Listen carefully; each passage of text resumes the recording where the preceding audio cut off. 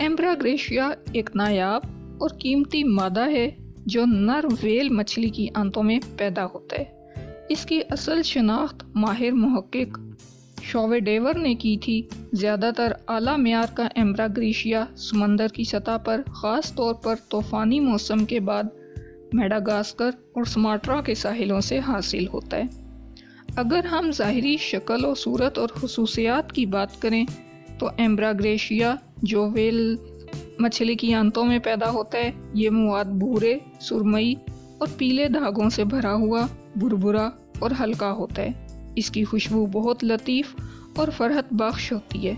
ये मोम की तरह का होता है, उंगलियों की गर्मी से नरम, उबालने पर तेल की शक्ल इख्तियार कर लेता है और जलाने पर शोले के साथ जलता है। ये अल्कोहल में कम और सल्फ्यूरिक ईथर में आसानी से हल होता है। होम्योपैथी में एम्ब्राग्रेशिया मेडिसन सक्सेशन के प्रोसेस के थ्रू तैयार की जाती है। 3C पोटेंसी तक सक्सेशन के थ्रू तैयार किया जाता है, उसके बाद ये इजीली डिज़ोल्व हो जाती है और इसको फर्दर पोटेंसीज में कन्वर्ट किया जाता है। अगर हम एम्ब्राग्रेशिया के असरात और अलामात की बात करें तो ये ज़्यादातर दायमी अमराज में इस्तेमाल होती है और इसका असर 3 हफ्ते तक कायम रहता है।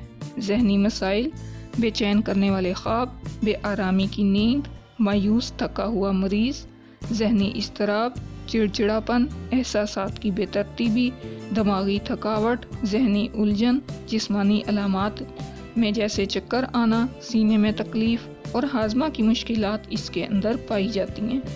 पपोटों में खारिश, शर्मगाह के अंदर खारिश, पाँव के तलवों में खारिश, गले से बलगम का इखराज, बार बार खट्टे डकार, रात को यूरिन की ज़्यादती, गदला यूरिन वगैरह इसकी अलामात में शामिल हैं।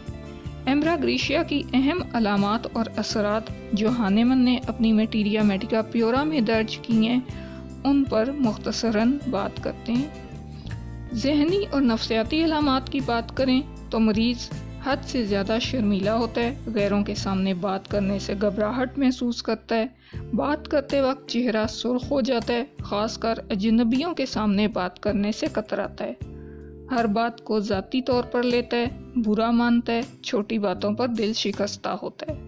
थोड़ी सी जहनी मेहनत पर भी दिमाग कमज़ोर होता है, थक जाता है, दिमागी खलल की शिदत बढ़ती है, बोलने और सुनने में दिक्कत महसूस होती है, अल्फाज की तरतीब भूल जाता है, बहुत ज़्यादा सोचने के बाद कमज़ोरी महसूस होती है, कलक, मायूसी, दिल की घबराहट और ये एहसास कि कुछ भी अच्छा नहीं हो रहा मरीज़ के अंदर पाया जाता है।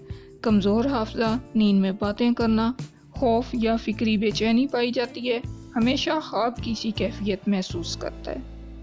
सर की अलामात देखें तो फाड़ने वाले, दबाव वाले, खिंचाव वाले सर दर्द पाए जाते हैं, यरकानी चेहरा होता है, सर के बाल गिरते हैं, सुबह के वक्त सर में धुंधलापन या बंदिश जैसा एहसास पाया जाता है, बालों की जड़ों में तनाव या दबाव जैसे खिंचाव हो रहा हो, सर में धड़कन और झमाकेदार दर्द ख़ास तौर पर खांसने, छींकने या झुकने से बढ़ता है, शदीद चक्कर आना बिलखुसूस खुली हवा में चलते वक्त, पेशानी, दर्द शकीका और सर के पिछले हिस्से में दर्द पाए जाते हैं। आँखों में दबाव, जलन और धुंधलापन पाया जाता है, धुंधला दिखाई देता है, नींद के बाद भी आँखों में कमज़ोरी का, थकावट का एहसास होता है, पलकों में जलन और खारिश पाई जाती है। कानों में घंटी बजने, गूंजने या बोलने की आवाज़ों की बाज़गिश्त सुनाई देती है, सुनने में कमी पाई जाती है, कानों में खुजली होती है, पीपदार या बदबूदार रतूबत का इखराज होता है, चेहरे पर खारिश, दाने और पीप वाले दाने पाए जाते हैं, बात करते हुए चेहरा सुर्ख पड़ जाता है, जब बहुत घबराहट या जहनी दबाव हो तो चेहरा पीला या बुझा सा महसूस होता है।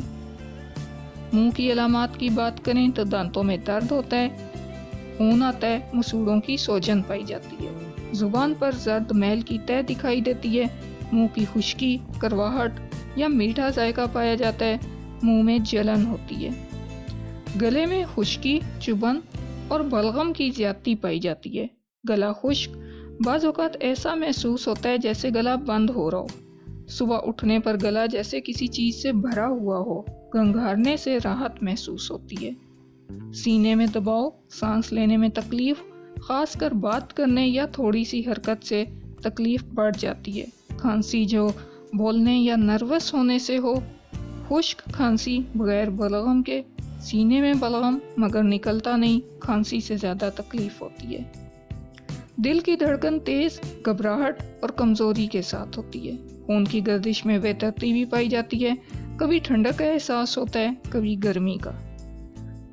معدے اور نظام انہضام کی بات کریں تو بھوک نہ لگنا یا بھوک کے باوجود کھانے کی خواہش کا نہ ہونا پایا جاتا ہے۔ معدے میں گیس، ڈکار، پیٹ پھولنا، بھاری پن پایا جاتا ہے۔ متلی یا ابکائی، خاص طور پر کھانے یا بدبو سے۔ کھانے کے بعد متلی، سینے یا معدے میں جلن، پیٹ میں بھاری پن، دباؤ اور کھچاؤ جیسا احساس پایا جاتا ہے۔ پخانہ روکنے میں دشواری پیش آتی ہے۔ اعصابی کمزوری کی وجہ سے پخانے کی نالی کمزور محسوس ہوتی ہے۔ قبض، فضلہ سخت اور خشک ہوتا ہے۔ بواسیر یا مقعد کی جلن، پیشاب کے بعد یا پخانے کے دوران جلن پائی جاتی ہے۔ پیشاب کرنے کی بار بار خواہش پائی جاتی ہے، خاص طور پر تناؤ یا فکری کیفیت میں۔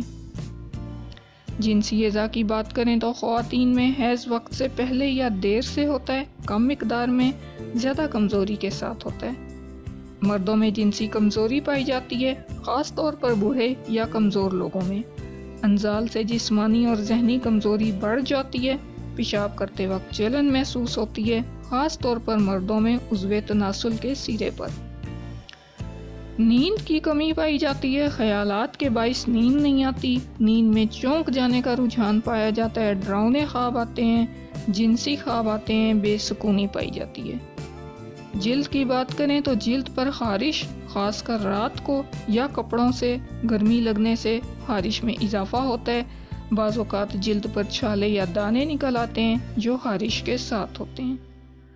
عمومی کیفیت میں تھکن، اعصابی کمزوری، بوڑھوں، نازک، حساس یا لمبے عرصے سے بیمار افراد کے لیے خاص طور پر یہ میڈیسن مفید ہے۔ جذباتی یا فکری دباؤ سے علامات بگڑتی ہیں۔ رات، سردی، بات چیت، موسیقی، اجنبیوں کے درمیان رہنا علامات کو بڑھاتا ہے۔ کھلی ہوا، تنہائی اور آرام علامات کو بہتر بناتے ہیں۔ ایمبراگریشیا بہت طاقتور میڈیسن ہے، اس لیے اس کی کم سے کم مقدار ہی کافی ہوتی ہے۔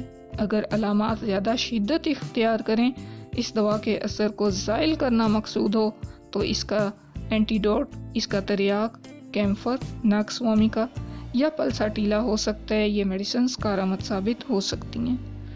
ہانیمن کی میٹیریا میڈیکا پیورا کے مطابق پرانے امراض میں اس دوا کی ایک خوراک کا اثر 3 ہفتوں تک برقرار رہتا ہے۔ ایمبراگریشیا ایک ہومیوپیتھک میڈیسن ہے جو خاص طور پر دماغی اور اعصابی نظام پر اثر انداز ہوتی ہے۔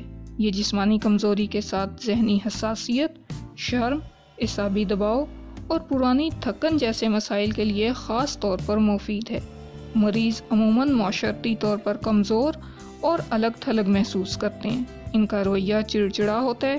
یہ خاص طور پر بوڑھوں، نازک طبیعت والوں اور وہ لوگ جنہیں اجنبی ماحول یا گفتگو سے بے چینی ہوتی ہے، ان کے لیے موزوں ہے۔